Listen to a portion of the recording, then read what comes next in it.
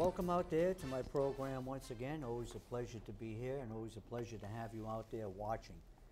We've got the panel show and have a new guest and a regular guest. And we have someone who's going to call in, which is Dan Robillard. Dan, can you hear us? Oh, he's not there. I guess he's not patched in yet, but well, anyway, I'm sure you're out there all hunkered down. We had a lot of snow, and I guess we might have a little more on the way. I'm sure this is only February. We'll get some more snow, but hopefully not a lot. A lot of discussion about snow removal in the city of Fall River and other places. We'll get into some of that, and plus some of the controversy swirling around in new mayor's hires on the 6th floor. We've got other things to talk about. The school net spending, if you can figure that out, they'll probably give you a major economics job here in the city of Fall River. But anyway, CJ, glad to see you back. How's everything going with you? It's always better to be seen than viewed. Well, you know me, I'm always causing problems, and you're just the old Jack Anderson of Fall River. hey, somebody's got to be, you know. No matter how much you hate me, guess what? Right. Every city in town You gotta love me. Needs at least one, right, That's Josh? it. At least one. How you doing? I'm doing good. Thanks for having me on. I appreciate the opportunity. Well, let's start off with you, Josh. You're running for city council. Yes. Have you announced, or you want to announce it on my program? Oh, I guess we can announce it. Well, you announced it already, I think. Well, we can announce it. We can announce it on TV. So Why don't you take a look into the camera and tell us why you want to be a city council in the city of Fall River? definitely, I'll do that. My name is Joshua Fonte. I'm running for city council.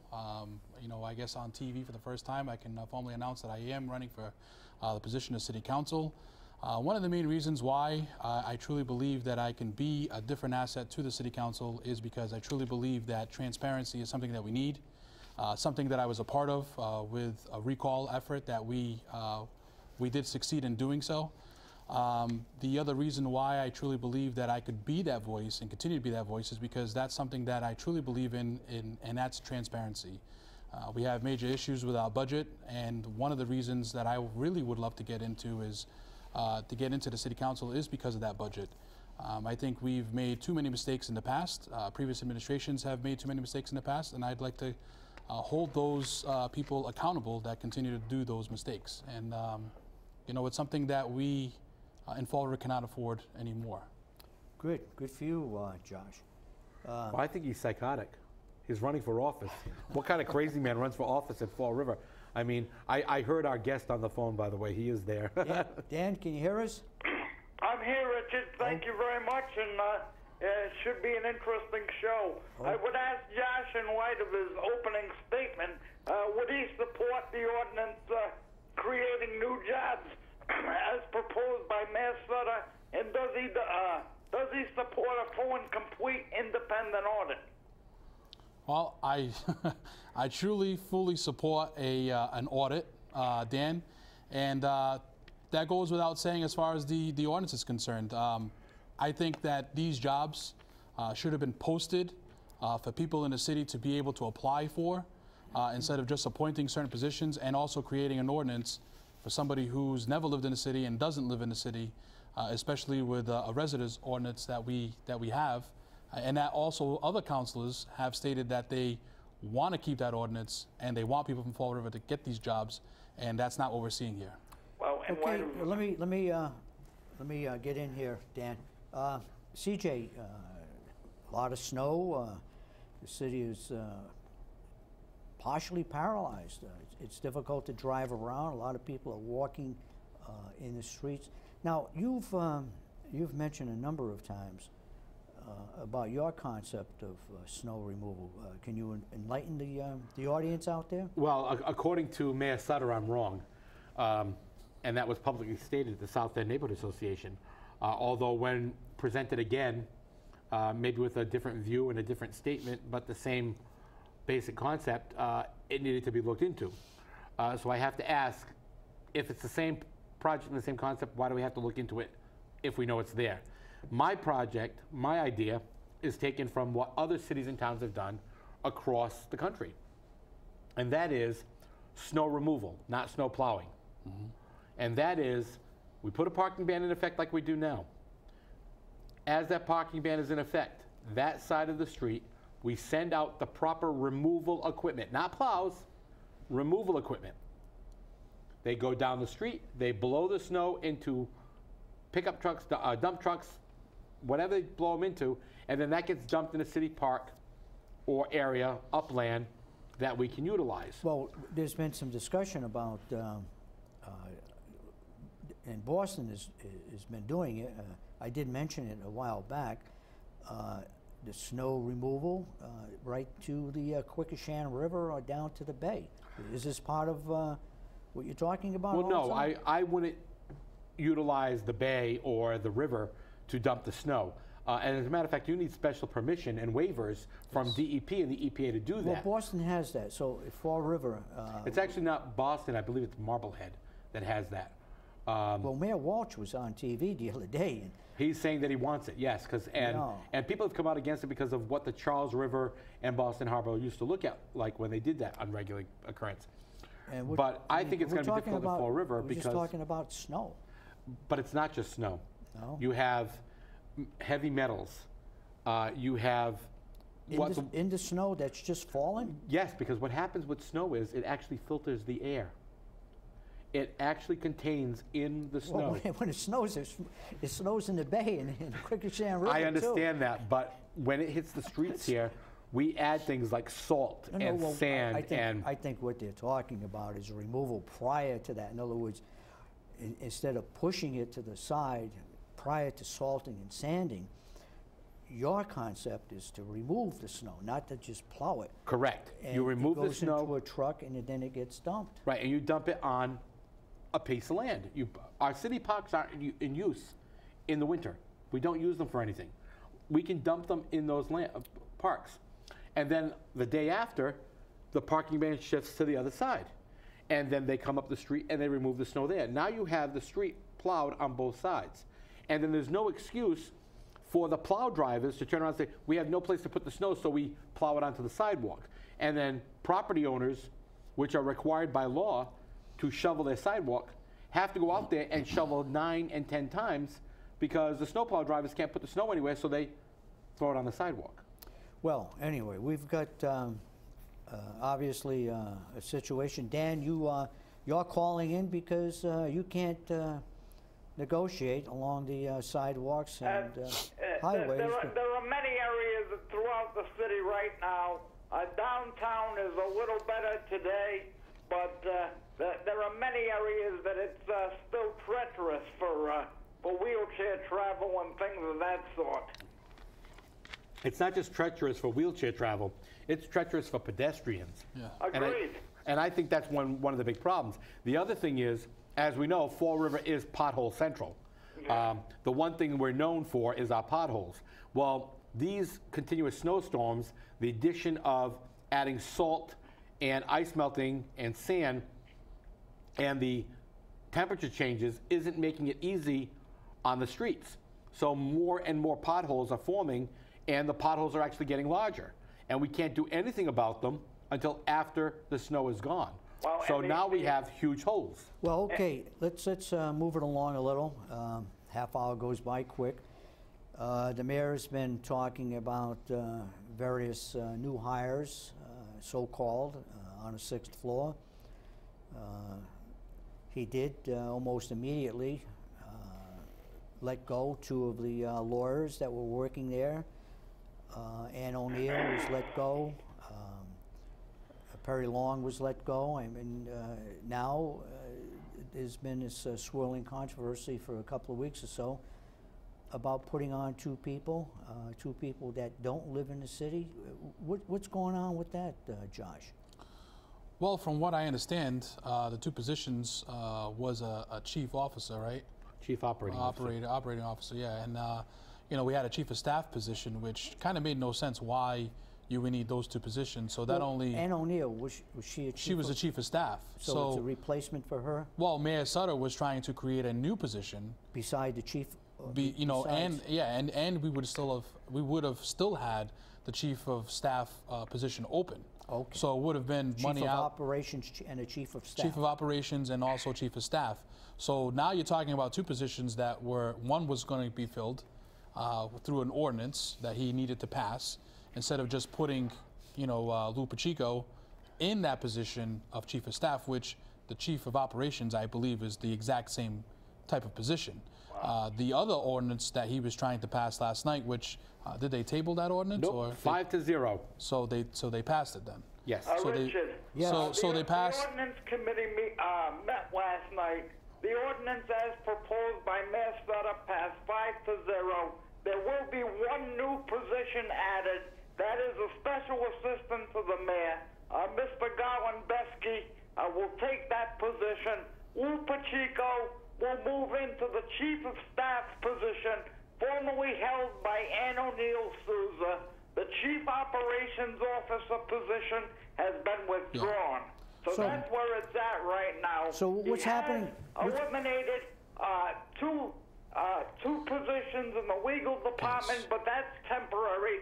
We will need a chief corporation counsel. That position is being presently temporarily held by Attorney Howiak.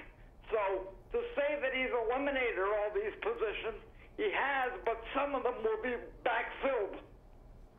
It's not only that. I mean, why did we need a special assistant to the mayor? We don't.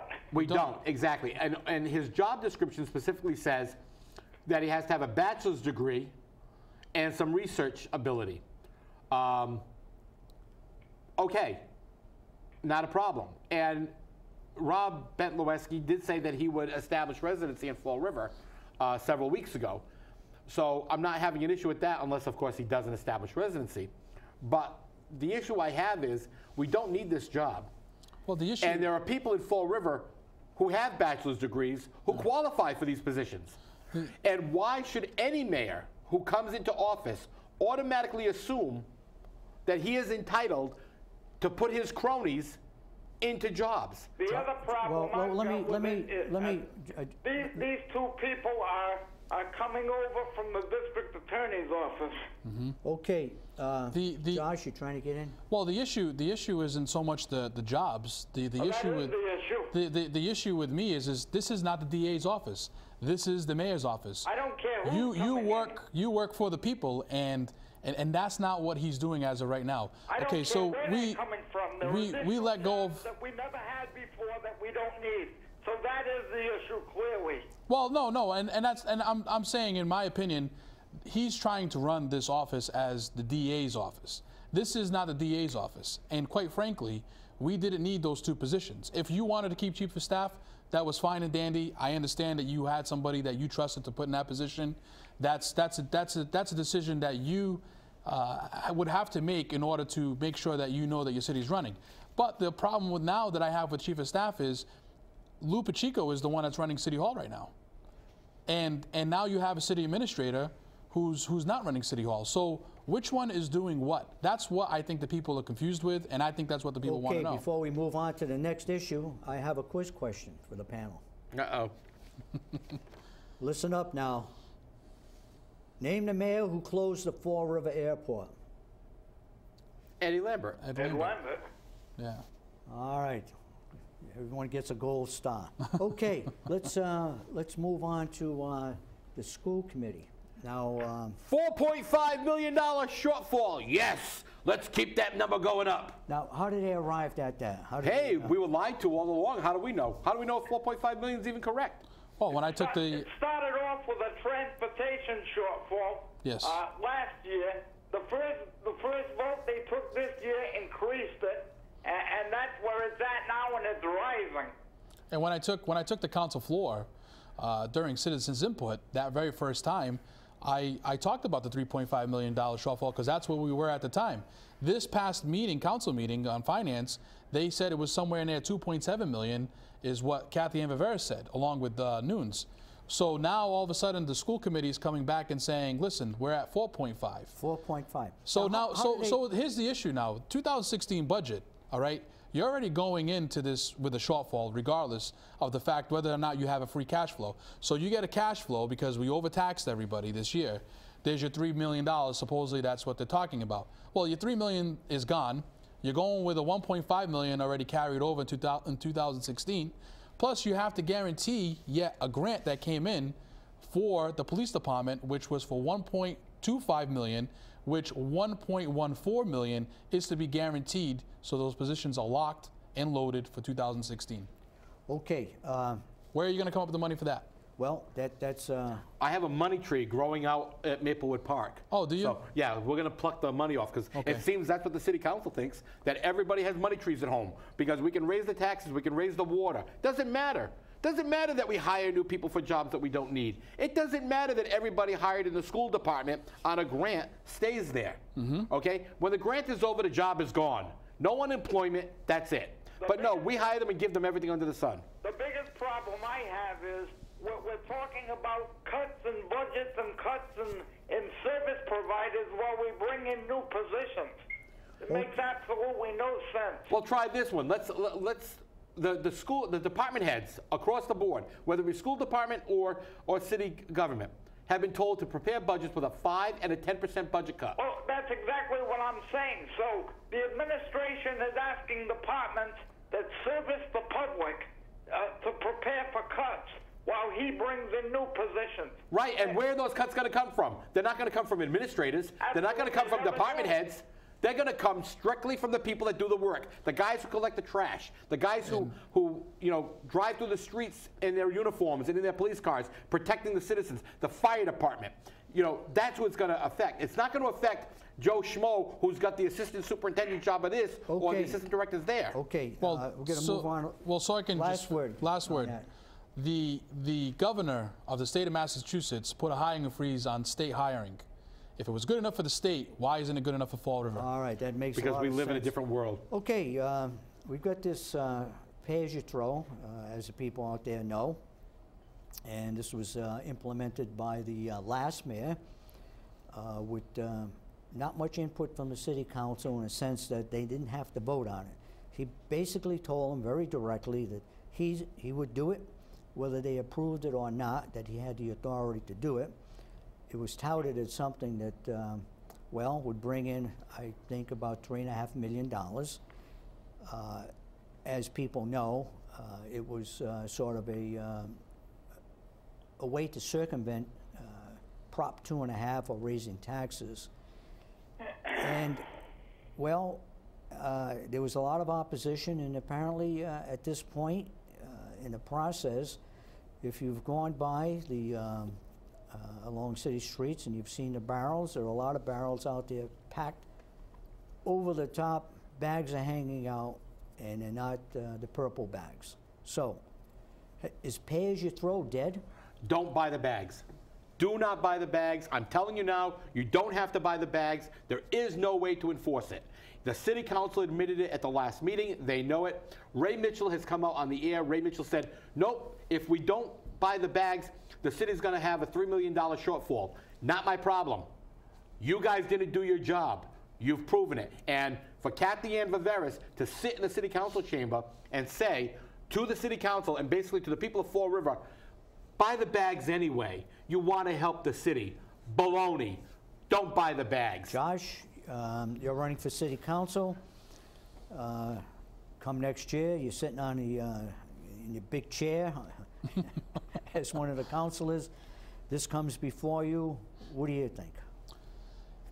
It's one of those issues where we did not plan for the future. And that is what irritates me to the point where you just want to get up at the city council and not scream, but say, what are you guys doing on a 6th floor? And that's exactly what we got. The people knew that they were being screwed over by the last administration. And now with this administration, we can't get any numbers. And believe me, not only by the last administration, but by the city council. Right, and also by the city council. Now, with that being said, for the exception of 2, because Danny Rigo and Linda Pereira did not vote for the budget because she was not there, and Danny Rigo voted against the budget. But call for repeal. Yeah, Mike Mills called for repeal Yeah. because he needs to save his political career too. Well, my issue with the banks is we needed $3 million to go into the fire department because the city council pushed for those extra firefighters. We then now have a hole in sanitation, and people think that pay as you throw is funding the fire department, which it is not. And Well, isn't that supposed to go into a separate enterprise fund? That's right, but we don't do that in we Fall don't do River. that. We don't do that. So now you have a $3 million hole in sanitation. How do you fix it? Well, you just throw on the fees to the people. So as far as pay as you throw is concerned, I don't agree with it. And the reason why I don't agree with it is because it's an additional fee on top of the people's backs in Fall River, whether you're a homeowner or not. You still contribute to the taxes. The alternative. So we should definitely get our services for what we pay for, especially if we have a $3 million cash flow that's coming in at the end of the budget. So we used to get that as a service when we paid our real estate tax. You had the garbage, picked up, etc. Right. Fire and police. Now, Mike Mioza's call for repeal of this pay-as-you-throw. We're basically saying it's not working, and let's just forget all about it. But he wants to impose a so-called barrel fee. Right. Well, the problem that I have, well, I'm sorry, I didn't mean to interrupt. The problem that I have is Mike Mioza, along with others on that council, voted for this budget. They are responsible for this program. That program was in the budget. They knew about it. And this is exactly what Fall River is getting. In other words, what you're saying is it should not have been included in the budget. It shouldn't have. The budget should have been passed based on what the city needed to make its payments, expenditures. Absolutely. And this thing here as a trial to see if it could bring in additional revenue. You agree with that, Dan? Well, I never supported pay-as-you-throw. I spoke against the budget, and pay-as-you-throw has just been a complete disaster. But all but 2 councilors voted for this budget. They knew it. They were scared to go to the 112. I think Mioza is coming out now to save his political hide after an unsuccessful run for mayor. First he said there was too much fat in the budget, then he voted against it, voted for it 48 hours later. So Mike Mioza has been all over the place. Okay. Danny, the entire all 9 of them are useless, okay? They're all responsible for it. But CJ, I agree with you to a degree, but you're never going to overturn 9 councilors in one election. You know what? It doesn't matter whether we do it or not. The point is that they just had a successful recall, and already the 9 on the council, the members of the school committee, and the new holder of the 6th floor have all totally forgotten about the fact that the people have revolted. You not only need people to revolt at the voting booth, you need them to go into that city council chamber like you and I do on a regular basis and call them out for everything. We're already looked at as nothing but troublemakers, so hey, okay, this is what we are. Okay, we're gonna move on. We're gonna move on to another topic here, and that is Amazon. Is Amazon coming to town? A complete joke, a waste of time, was never coming. Was an election ploy by the last administration that failed miserably. Period. CJ? I think, sorry, you can go. Go ahead, Josh. I keep interrupting him. My position is already known. Yeah, well, me and him actually went to the TIF board meeting. He had called me up. He said, hey, you want to go to this meeting? Check it out. So we ended up going up there. We ended up looking through the paperwork. And what we found was that the TIF agreement was not for Amazon. It was for the owner of the land. And who owns the land? Nobody. Right now, the city still owns it. Yeah. Because Amazon backed away. Right. So whoever would have... Is Amazon out completely? I think Amazon's out completely. Gone. Completely. But remember, that's my fault because I contacted the vice president of Amazon to get the truth about what we were being lied about. Like we're always lied about. We're always lied to. This board passed the new TIF this week for Blount. Yeah, I know, with no jobs, no anything, and the city council will vote for that next week too. And you know that. 75 jobs over 12 years with no guarantees for Fall River residents passed the TIF board unanimously. Okay, Josh. And as far as Amazon was concerned, there wasn't a guaranteed on jobs. Right. They said up to. There's never been a guarantee in this language. No. Yeah, you're right, Dan. There was never a guarantee on those 1,000 jobs. Not only that, they never really specified who was getting the TIF. They were trying to sell off as Amazon was getting a TIF, but Amazon definitely was never going to get a TIF because companies like Amazon, along like companies with Walmart and Target, they do not buy land. They lease their buildings. That's what they do. The owner of the land buys the land. He puts the building up. He then, in fact, or she then, in fact, or a company, in fact, gets that TIF agreement. And Walmart, the Walmarts, the Stop and Shops, I don't know if Stop and Shop owns their buildings or not, which I think they do, but Targets and other department stores, they don't pay those taxes. Okay, so, we got one more quiz question for the panel. See if I can stump the panel. The experts here. All right, name the mayor that was in office when a new city hall was built over the highway. Oh, Nick Mitchell. I was going to say, yeah. Yeah, I knew that all along.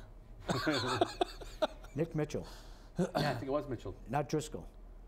Nick Mitchell, I said. No, it was Driscoll. No, it was Driscoll. That's right. See, Yeah, you're right. It was Driscoll. See, I'd say I was We right. stumped the panel. Yeah. Stumped the panel. Oh, we kept, but not the guy in the booth. Not the guy in the booth. Gil Mello. No, you know, the thing is that, you know, these TIFs come Alves. before the city council regularly, okay? And the city council blindly approves them. And During the Lambert administration, the city of Fall River gave out the most tips in the state. Okay, Right. we're getting down. And there was never one tip passed at that time or now that guaranteed jobs for Fall River residents. And All this right, is the all problem right, with we're the gonna go Office of around, Economic we're gonna go Construction. around. We're running out of time, and we're going to go to the prediction section. Dan, any predictions? Predictions? Any I'm going prediction? to be watching Councilors Pereira, Mitchell, and Rigo to see if they pander to the new administration. Okay, let's have a prediction. You got a prediction? Do I have a prediction? Yeah. Yeah, I think that more TIFs will be passed with no guarantees for Fall River, giving away the city because Fall River elected officials don't care about Fall River, they care about their political hides. And more Josh, new jobs let- will be coming under this administration. Okay, let Josh in here. Josh, any prediction? My prediction is you're not going to get the exact transparency that Sam Sutter has promised. All right, and I want to close with an announcement that the Diamond Education Foundation is going to have a dinner dance at the Eagle Event Center. That's March 13th. That's a Friday night. Doors are going to open at 7 o'clock. There'll be a nice buffet. Mike Moran's band is going to be playing. Bobby Justin is going to be singing. They'll be dancing. Tickets are $45. I know you can afford it. If you need tickets, let me know.